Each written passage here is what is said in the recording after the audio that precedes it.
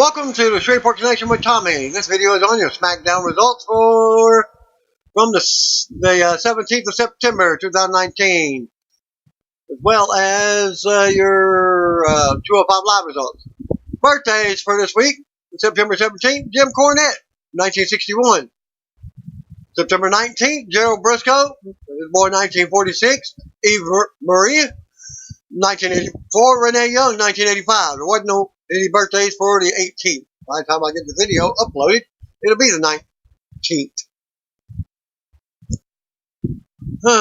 Impact Event Victory Road. MVP became the new World Class Revolution Champion. MVP won the title from Chavo Guerrero. Victory Road took place at the Stride Bank Center in Enid, Oklahoma on the 14th. Action can be found at this link. It shows MVP getting the title. Not familiar with MVP. He's formerly of WWE, WWF. WWE has announced a storyline fine of $10,000 to Raw Women's Champion Becky Lynch for inadvertently striking a referee at Clash of Champions on Sunday. On Raw, I didn't hear anything about $10,000 fine. Sasha Banks won the match at Clash of Champions by disqualification, but Lynch retained the title. Lynch was disqualified after laying out the referee with a steel chair shot, which was not meant for Banks. Banks just moved out of the way and hit the referee. It'll be interesting to see what WWE has planned for Banks and Lynch on Raw. The Hell in a Cell match has been rumored, but not yet confirmed. Becky Lynch fined for inadvertently striking a referee.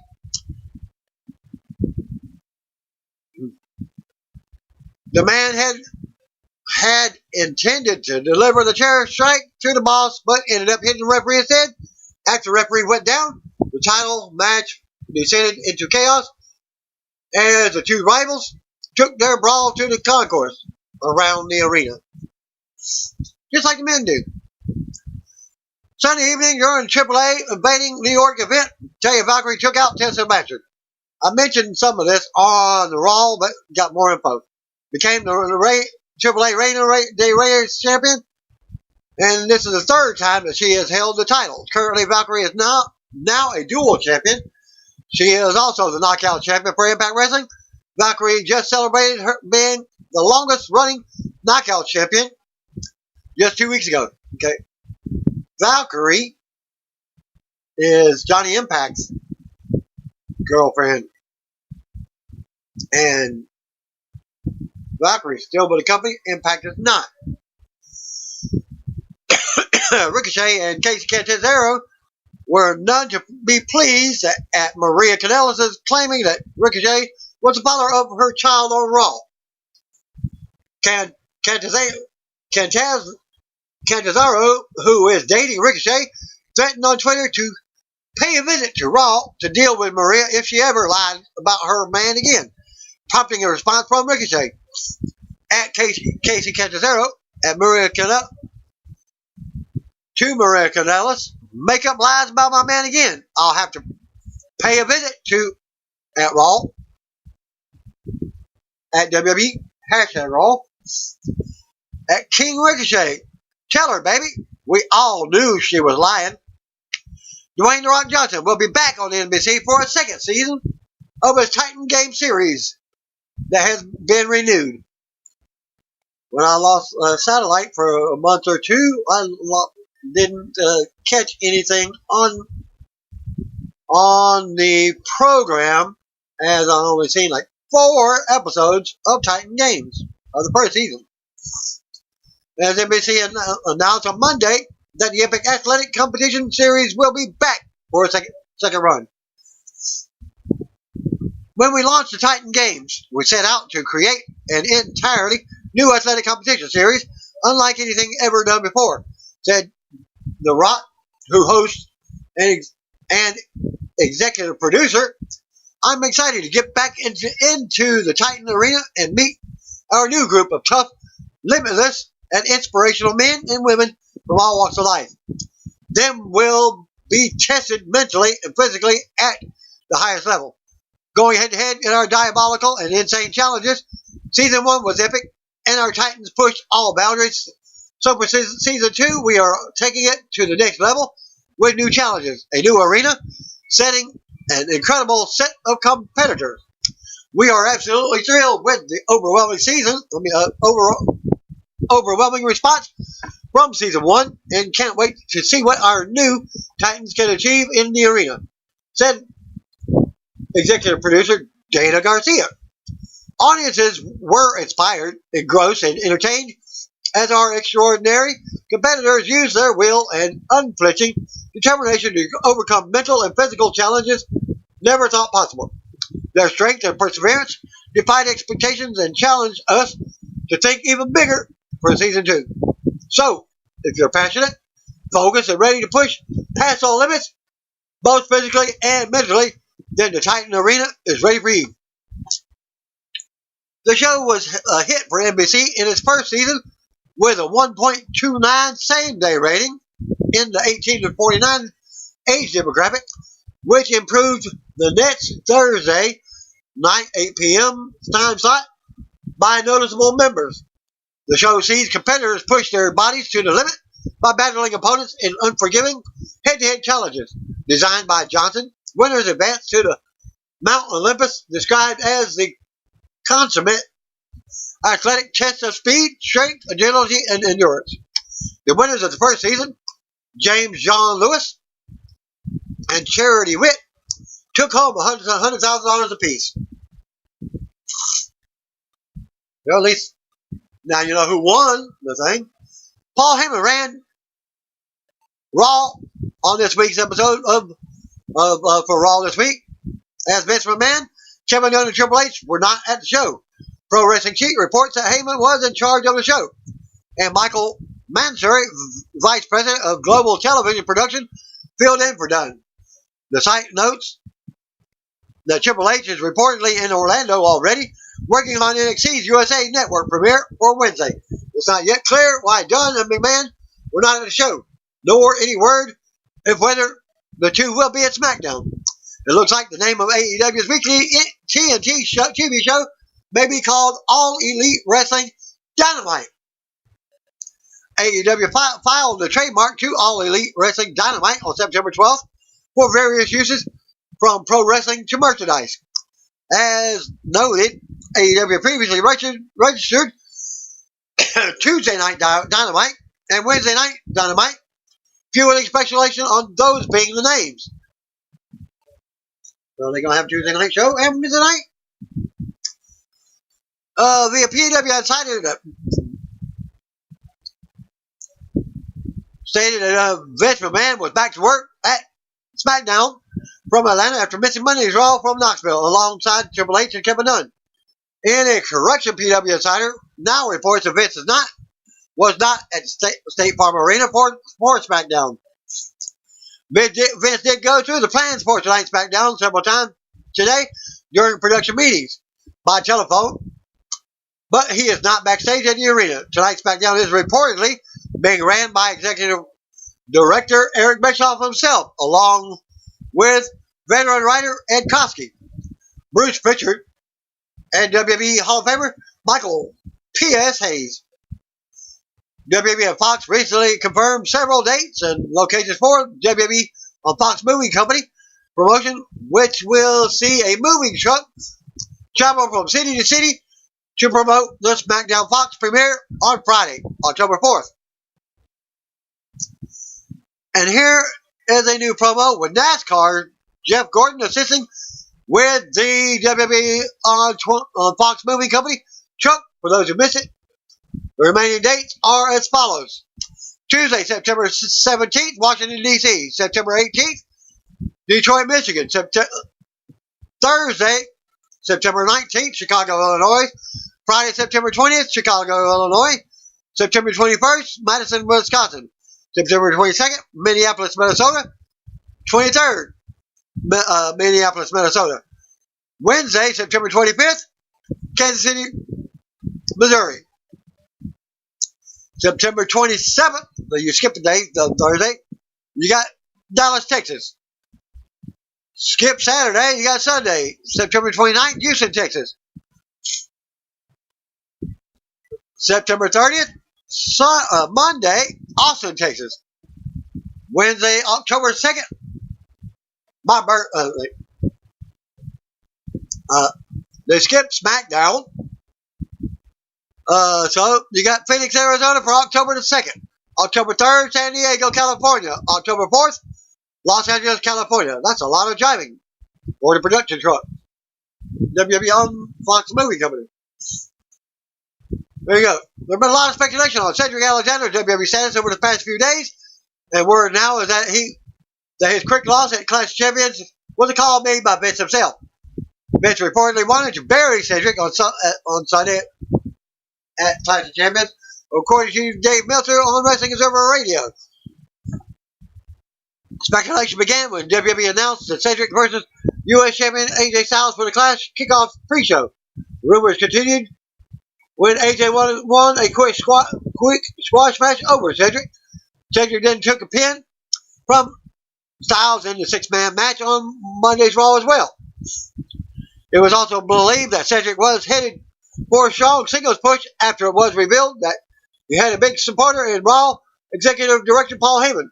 It was recently reported that Heyman wanted to push Cedric to the top with a slow build, but it looks like Vince may have nixed those plans. It looks like Bobby Lashley is teasing his return to the ring. As seen in this link, Lashley posted a loading GIF to Twitter. Just circled around like a lot of buffering does. Loading, buffering. It was reported in early August that Lashley had recently underwent elbow surgery and was likely out of action until early November. No word yet on what led to the injury, but the 43-year-old Lashley needed to have some spurs removed from the elbow. Lashley last wrestled on July 15th Raw, participating in the Battle Royal that Seth Rollins won. He lost the last man standing match to Braun Strowman the night before at Extreme Rules. Xavier Woods' newest upupdowdown YouTube channel posted this video of Asuka's recent visit to the Capcom headquarters in Osaka, Japan. And I think I did a video on Monday's Raw with Asuka and her own, or last week, I think, her own YouTube channel in her second video. Regarding Owens'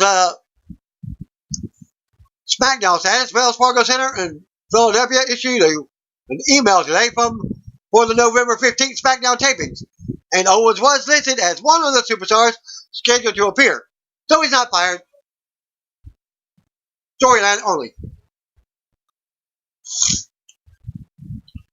Disney has announced that Roman Reigns will be one of the celebrity guests starring in Season 3 of their Angelina of Avalor cartoon. Third season premieres on Monday, October 7th on the Disney Channel and Disney Now. I might be recording that.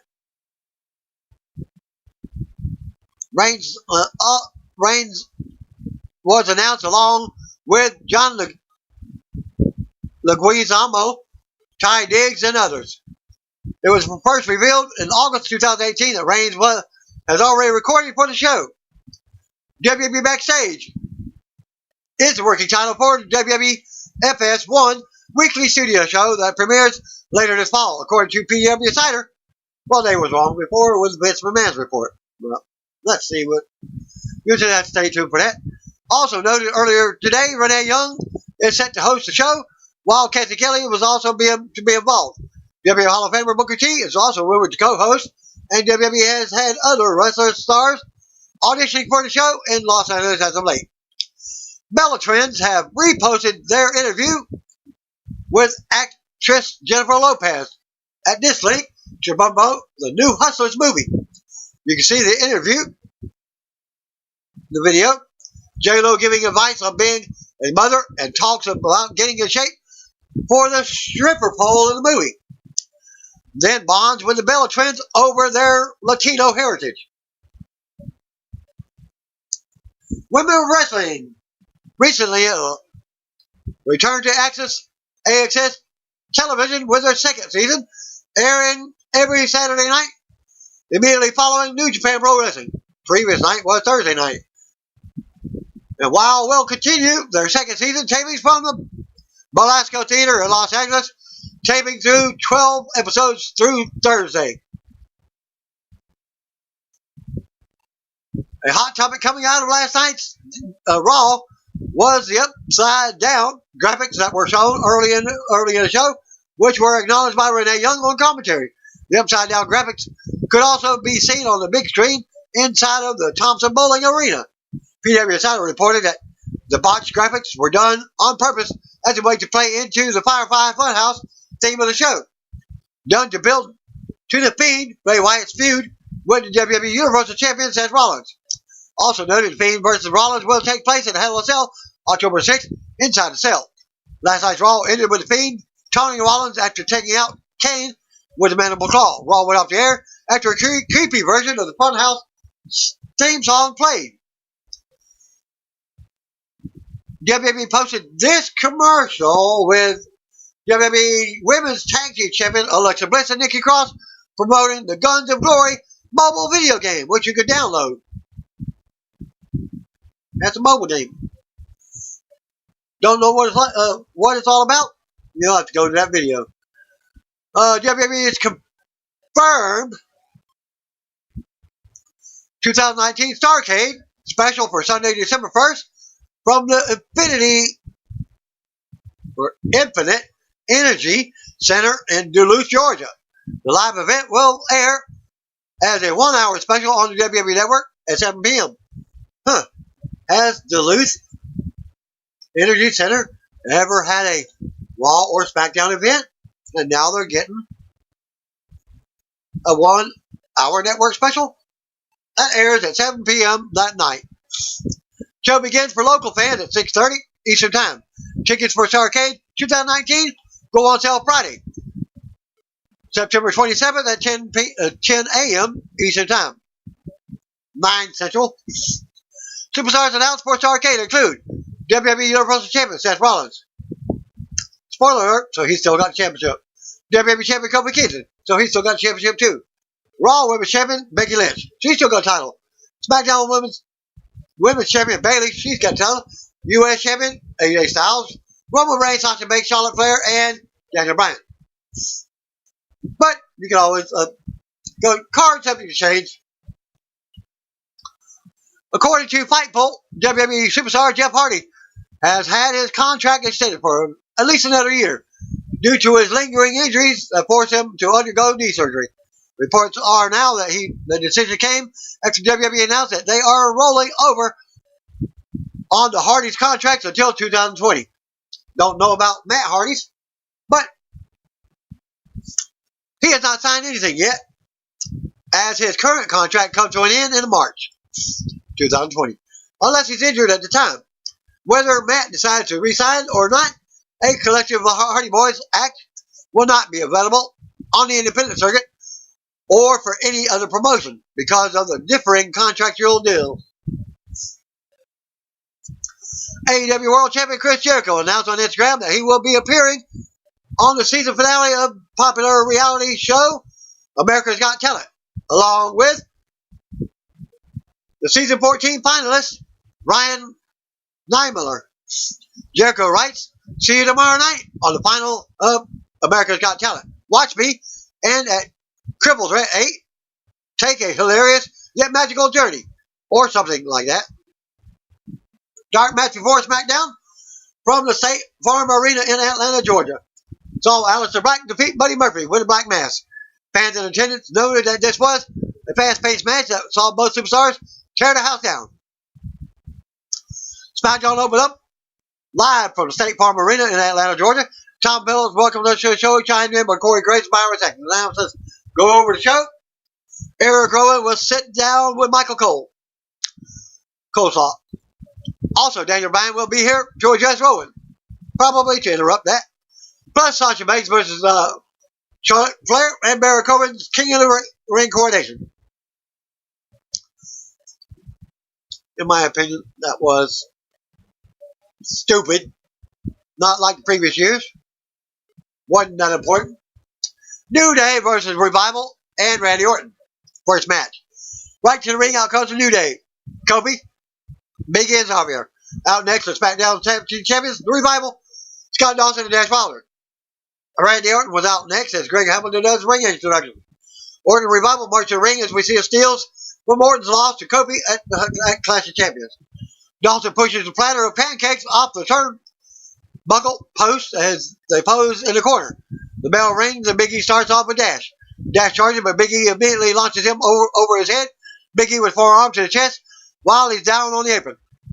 Big E runs and splashes Dash on the apron. Big E brings him back in for a quick pin attempt. Wood tags in for the double team as Big E slams him onto Wilder for a 2 count. Dash turns around and in comes Dawson for a quick double team. Dawson takes Wood to the corner and chops him. Woods unloads out of the corner. They run the ropes and Woods nails the big forearm to drop Dawson for a 2 count. Woods sends Dawson into the corner. In comes Kofi with a double team. Dawson rocks Kofi with the right hand. In comes Orton for a double team. Orton whips Kofi into the corner, but Kofi just back out with a drop kick. Woods comes in. They double team Orton with several moves. Big E tags next. Runs the ropes for a big splash on Orton.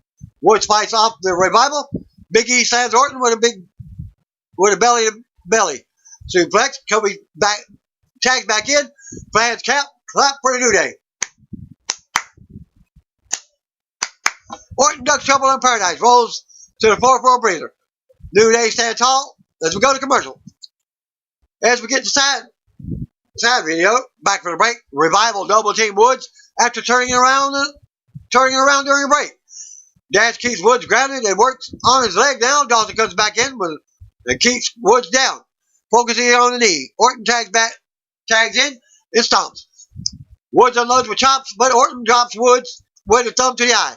Orton takes Woods back to the corner and works him over. Orton stomps away on Woods' knee now. Dawson tags back in and taunts Kobe and Big E. Dawson goes to work on Woods' knee again. Woods finally makes a comeback, but Dash jumps him out of the ring onto the floor. Orton, the legal man, slams Woods back onto the announce table. Back to reversal. Back for the break. Kobe gets the tag to run wild on his opponents. Kobe goes back to work on Orton and unloads with signature moves. Dash runs in and Kobe drop kicks him. Orton grabs Kobe, but he slides out and hits a SOS for a 2 count on Dawson, but as Dawson broke the pin. Dawson grabs Kobe, but Kobe tosses him out of the ring. Big E then leveled Dawson on the outside, but Dash nailed the big DDT on the floor to Big E. Dash tricked Woods up on the apron and he falls to the floor. Kobe drop kicks Dash off the apron. Kobe runs the ropes to leap out, but Kobe stops him and hits the second rope draping DDT.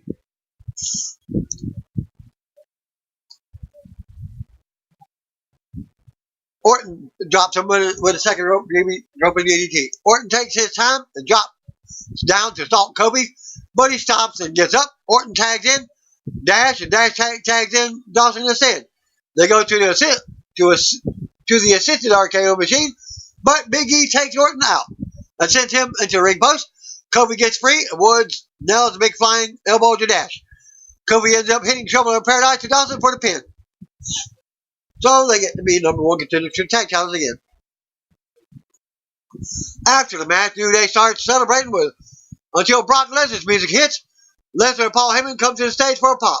Lesnar stares down at the ring as the New Day looks on. This is your Fox Network move for Brock Lesnar to SmackDown. Well, my guess is because they could not get Ronda Rousey, so they get Brock Lesnar to SmackDown. Well, it looks on as Kobe turns Big E and Woods and sends them out of the ring. Kobe stands tall in the middle of the ring with the title staring Lesnar down. Lesnar slowly marches to the apron as Kobe looks on. Heyman stands with Lesnar and takes the mic from the apron. Heyman introduces himself. My name is Paul Heyman. Well, as the crowd chants along with him. Lesnar enters the ring and Heyman continues his intro. Heyman says Lesnar stands in the way of the longevity of Kobe's title reign. Heyman says Lesnar has authorized him to inform Kobe that this is a bad day for the New Day. Yes, it is. Heyman goes on to challenge Kobe on behalf of Lesnar with the title on the line during the SmackDown Fox premiere on Friday, October 4th. Heyman hands Kobe the mic, and fans start chanting for him. Kobe says he promised to be a fighting champion, so he accepts. Lesnar charges at Kobe and drops him with an F5. He teases for a handshake, but Kobe falls in for the trap and gets the F5. Lesnar then looks out and laughs at the champ. Lesnar drops the WWE title next to him as he picked it up and just looked at it and dropped it. Exits the ring as the music plays to end the segment. Still to come, Michael Cole will speak to Eric Rowan. Back to commercial. Back from the break, we get Kayla Braxton backstage with Sasha Banks and SmackDown Women's Champion Bayley. Banks calls Raw Women's Champion Becky Lynch a jealous wannabe and isn't worried about facing her at Hell in a Cell because Lynch has never been in a cell match before. They talk about Sasha's match against Charlotte tonight, and Bayley says Sasha will answer any questions in the ring. Banks and Bayley walk off. We get a look now how Luke Harper returned at Clash of Champions to help Eric Rowan win an ODQ match over Roman Reigns. Michael Cole is in the back with Rowan for a sit-down interview. Rowan is surprised Cole knows his name. Cole asks why Harper returned at Clash of Champions, and he calls him by his full name. Rowan says Cole needs to go ask Harper if he wants to know something about him. Cole asks Rowan about the attacks on Reigns. Rowan says that they were done just to scare Reigns. Cole says Rowan tried to kill Reigns. Rowan suggests Cole lower his tone because he's no longer allows anyone to speak to him like that. Rowan says he's been overlooked and underappreciated for far too long. But most importantly, he's been disrespected. Thus, a previous patent, or what do you call that thing? As Rowan says, people like Cole, Reigns, Daniel Bryan, and the rest of the WWE may think he's just some good in the background, but he's not a puppet. Rowan says he's not a follower, he's a leader. Cole asks why Rowan betrayed Bryan after all he did for him. Rowan says Bryan's biggest mistake was thinking they're intellectual equals. Rowan goes on about how he's better than Bryan and Reigns, and says everyone will learn to never disrespect him again. And that's the end of the interview. So, could that be their new tag team name?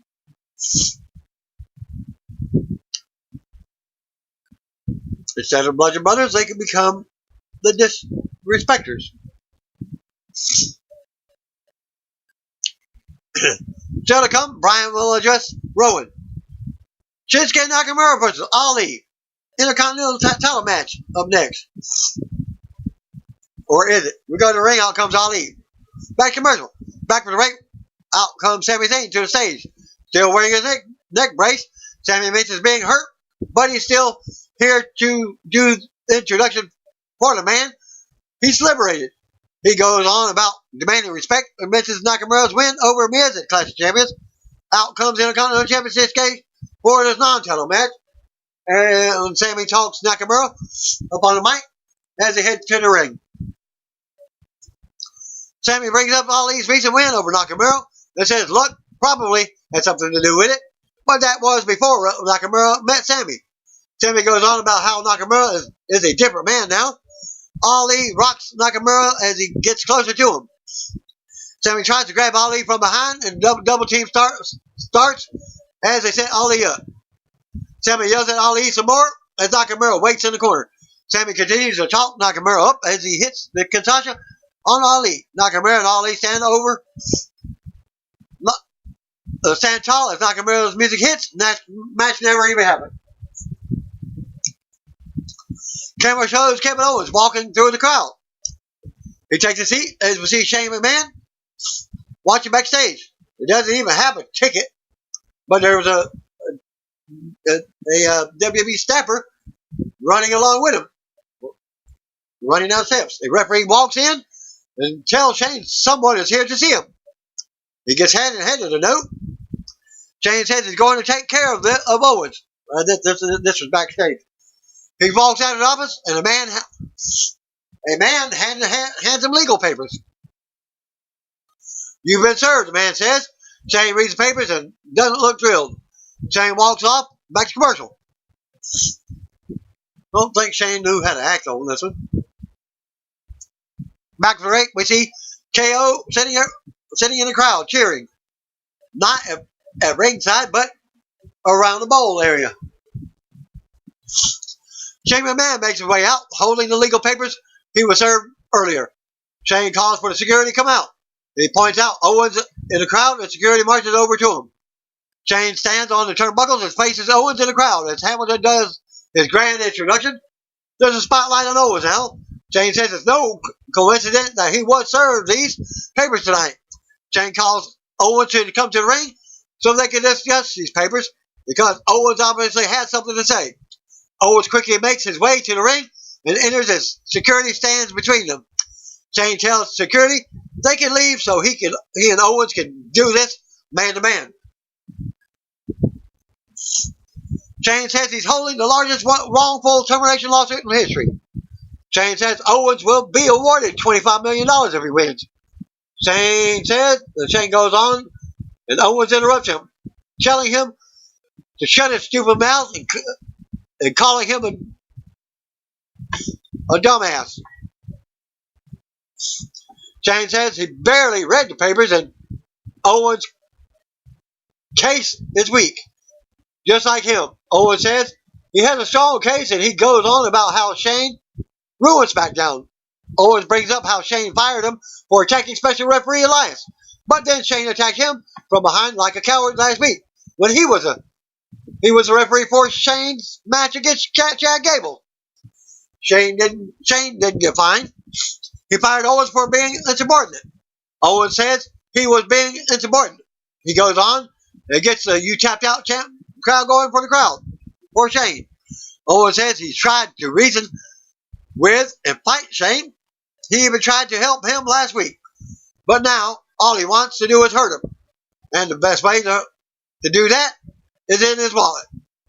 And his pride. Owens says this is about a lot more than money. Owens has a legitimate case, and he can tell Shane knows it. Owens says Shane didn't read the papers good enough because in the papers it says Owens gets to come back to SmackDown when he wins. Look Shane in the face in front of everyone and say, Shane McMahon, you're fired. Owens runs to John's mic and exits the ring, hopping back over the barrier and walking through the crowd. Owens stops on the stairs and looks back at Shane in the ring. To the segment, Daniel Bryan backstage thinking. We see Charlotte Flair backstage. Hall of Famer Ric Flair appears and the fans pop. Will he do the vignette for AOP? And then a commercial. Charlotte Flair versus Sasha Banks was up next.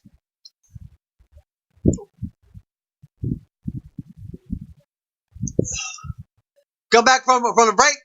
Rapper Offset Amiga is in the ring. Rapper Offset of Migos is in the ring, wearing a robe that belongs to Hall of Famer Ric Flair, who he is friends with, as Rick has been in a couple of his videos. Greg Hamilton introduces Offset and gets somewhat of a hometown pop. Offset says he's glad to be home, but he's here to introduce the Queen. Out comes Charlotte. Offset meets her on the ramp and hugs her on his way to the back. Flair hits the ring and poses. Out next comes Sasha with SmackDown Women's Champion Bayley. Bell rings and they face off in the middle ring. Flair with a boot to the gut first. Flair takes Banks to the corner, from corner to corner. Flair keeps control and hits a big suplex out of the corner. Bayley gets caught trying to take the turnbuckle pad off. Flair tosses Banks to the floor, and Bayley checks on her. Flair follows and rocks Banks as Bayley distracts her. Banks takes advantage of another distraction and shoves Flair into the ring post. We go to commercial. Back for the break, Banks looks to turn around, but Flair boots her. Flair with a clothesline and several big chops. Flair ends up catching Banks in a big follow-away slam. Flair blocks a big boot in the corner and drives a knee into Banks' leg. More back and forth between the two. Flair catches Banks in a crab. Banks eventually rolls Flair up with a 2 count. Banks with a big knee and some trash talking. Flair ends up knocking Banks off the apron with a big boot. Bayley checks on Banks in front of the announcers now. Flair goes up top for the big moonsault, nailing it on Banks and Bayley at ringside. Flair stands up, gets a pop. Bayley ends up providing another distraction, allowing Banks to roll Flair up for a 2 count. Flair comes back and applies a figure 4. She goes to Bridget, but Bayley runs in, taking her for the disqualification. Winner by disqualification, Charlotte Flair. After the match, Banks and Bayley double team Flair. Carmella runs down to make the save. Carmella super kicks Banks out of the ring. Flair drops Bayley with a big boot and sends her out next to Banks. Flair's music hits and she stands tall with Carmella. Still to come, Baron Corbin's King of the Ring coronation. And by the way, she was out by herself. No R-Truth. Back for 8, all comes Baron Corbin to the ring. The ring is set up with Corbin's King of the Ring, throne, and robe. We get a video and come back to Hamilton introducing Corbin as the King of the Ring. A royal tune plays as a stamper places the robe on Corbin. Then hands him the crown. Corbin asks for the mic. Corbin says he knows most everyone wanted anyone but him as a king. But now they realize he's the king they needed. Someone they can believe in. A ruler that exemplifies everyone or everything it takes to be king. Dominance, strength, but he's also generous and fair. Corbin says he won the tournament with honor, and for that, he should be shown the respect and adoration he deserves. Corbin says if he's not, he will show us that he can rule with an iron fist. As his first act, Corbin wants to recognize someone, his opponent from last night, Chad Gable. Music hits, out he comes. Out comes Gable. Corbin greets Gable with a joke on his height and keeps him coming. Corbin goes on mocking Gable and cracking jokes on how short he is. Gable tackles Corbin into the throne and beats on him. Gable grabs the scepter and nails Corbin with it. Then breaks it over his back. Gable destroys everything else as Corbin screams from ringside. Gable rips up the robe next, and Corbin's not happy. Throwing a fit from the ramp, Gable grabs the crown and places it in the middle of the ring, then stomps it on Corbin's as Corbin looks on. Gable's music hits as Corbin looks down at what is left of his crown. Corbin starts crying, and that's the end of the segment. And that was why I said it was pitiful. That was it. They plugged the tournament just for that segment. And that's the plug tomorrow, NXT for Wednesday night, USA Network premiere, and lead us to a promo. Heavy Machinery versus B-Team was up next. Back for the break. Out comes Heavy Machinery. They've been doing this match for like 3 weeks in dark matches. Tucker and Otis first come out. B-Team already waiting in the ring. Curtis Axel, Bo Dallas. Tucker starts off with Axel and slams him. They go at it, and Tucker slams Axel a few more times. Tucker tries to fight off both opponents, and Axel turns around. Axel stops away in the corner, and in comes Dallas. Dallas unloads, and Axel comes back in. Axel drops Tucker with a big DDT for a 2 count. Axel keeps Tucker grounded. Now it's the fans trying to rally. Axel with more offense until Tucker lands a huge clothesline. Otis gets a hot tag as Dallas comes in. Otis runs wild on the B-Team. Otis slams Dallas and drops Axel with a big shoulder. Dallas rocks Otis, but Otis just takes that and another kick. And starts dancing. Otis with a headbutt. Otis gets hyped up and launches Dallas over his head. Otis with a running splash. And Dallas in the corner. Otis calls for the caterpillar and hits it on Dallas. Tucker tags in and kicks Axel in the face. Tucker joins Otis and they hit the compactor on Dallas for the pin and the win. After the match, Otis and Tucker stand tall and celebrate as the music hits. We see Daniel Bryan walking backstage, back to commercial. Back to the ring, we see what happened earlier with Brock Lesnar and Kofi Kingston. Lesnar versus Kingston is confirmed for the SmackDown Fox premiere. We go to the ring, out comes Daniel Bryan with a serious look on his face. Bryan takes a mic, the fans chant his name. Bryan says a lot of the people chanting his name are the same ones who accuse of him of being the attacker to Roman Reigns. Bryan understands why, but he wants to be clear, good or bad. He has never lied to the people. Bryan says he stands before us tonight, exonerated for the heinous attacks on Reigns. Bryan says he's not here to talk about that. He's here to talk about Eric Rowan. Bryan goes on about Rowan feels disrespected and invisible. Bryan says he's the one who saw Rowan.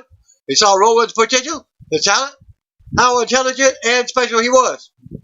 Bryan says he didn't just see Rowan as his equal when they won the SmackDown Tag Team titles.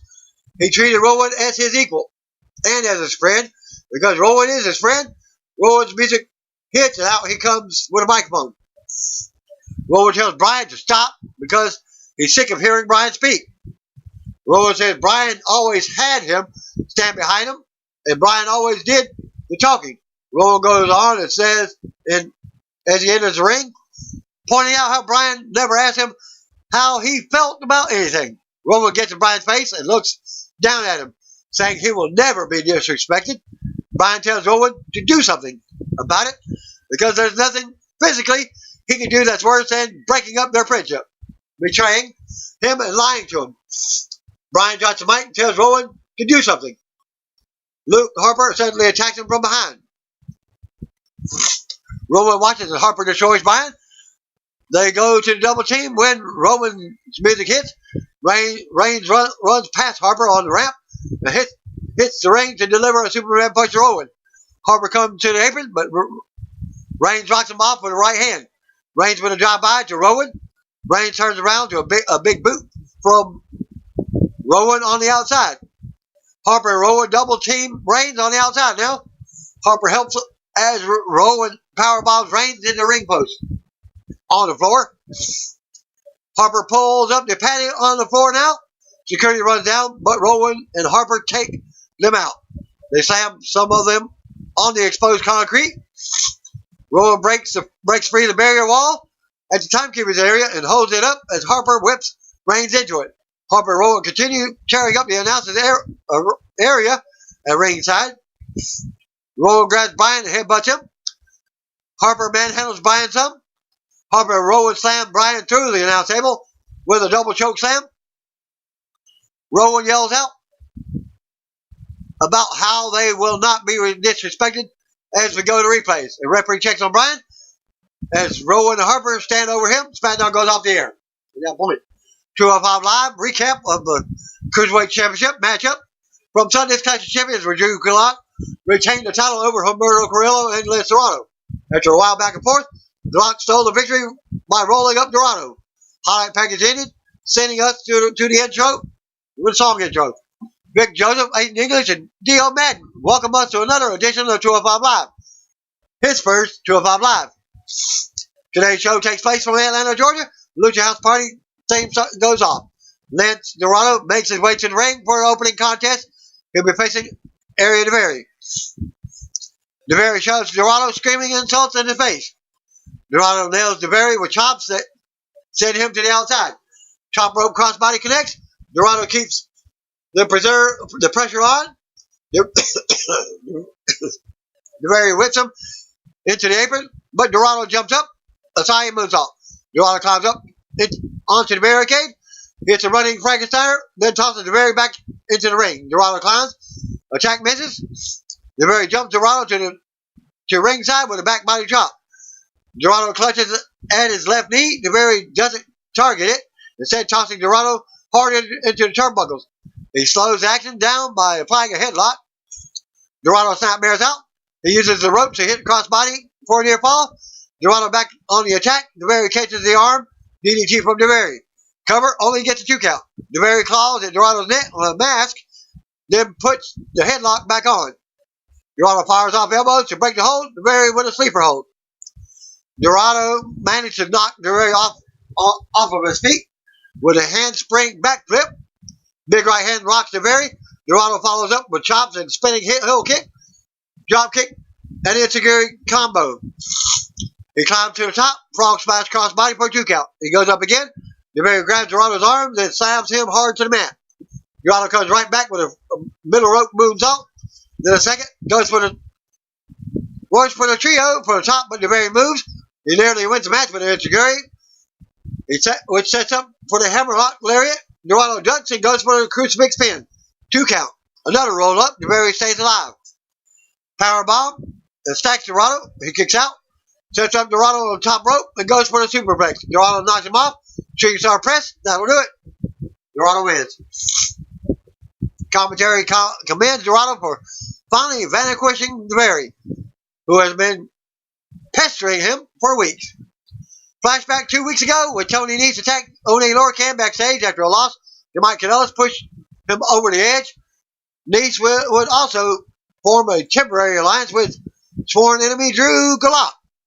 Cut to Lorcan. Tony Nese, you tried to take me out, but I'm still standing. You hurt me, but not nearly as bad as I'm going to hurt you tonight.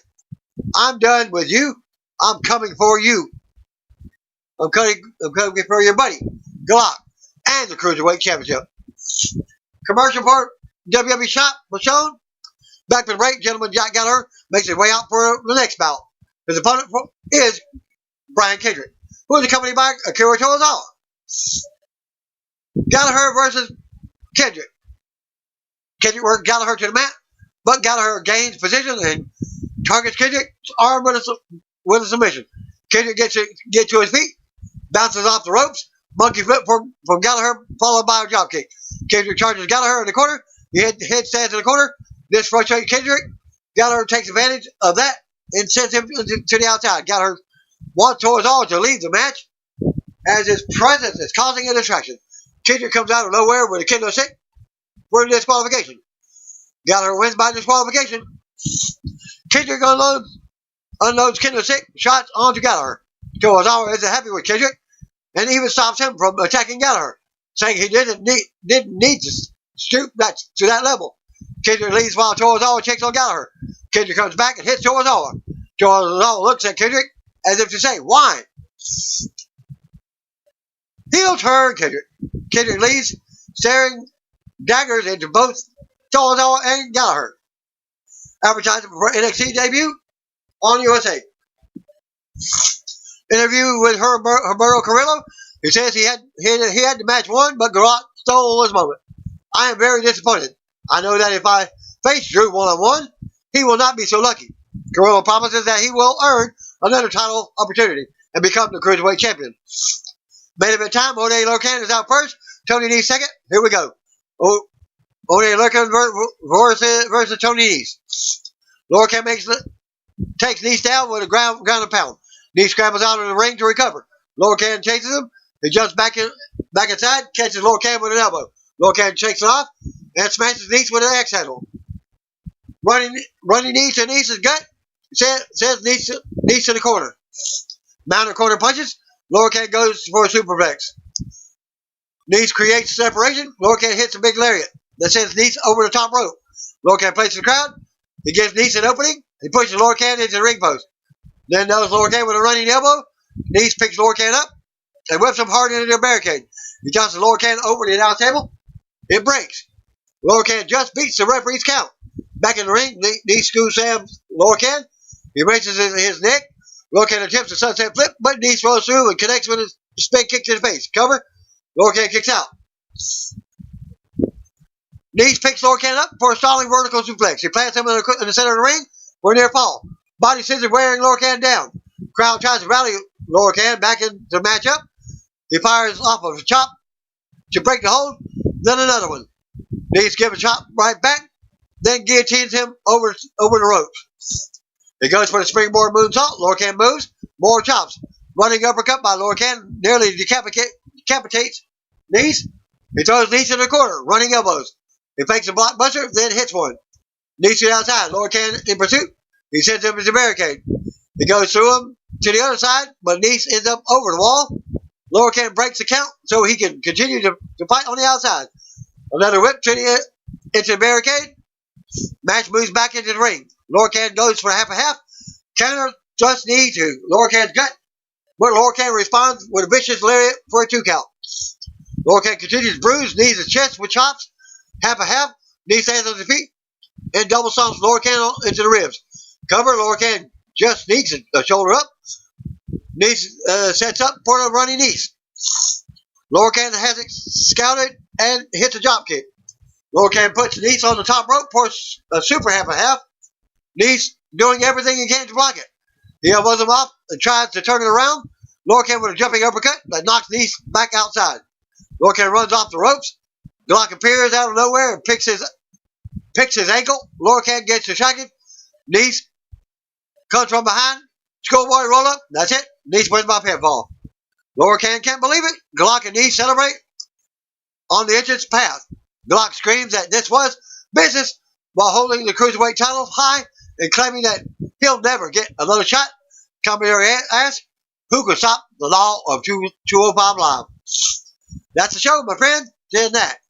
Cubby took to Twitter after all that and commented on what's to come. He wrote, another day, another mountain. Let's climb.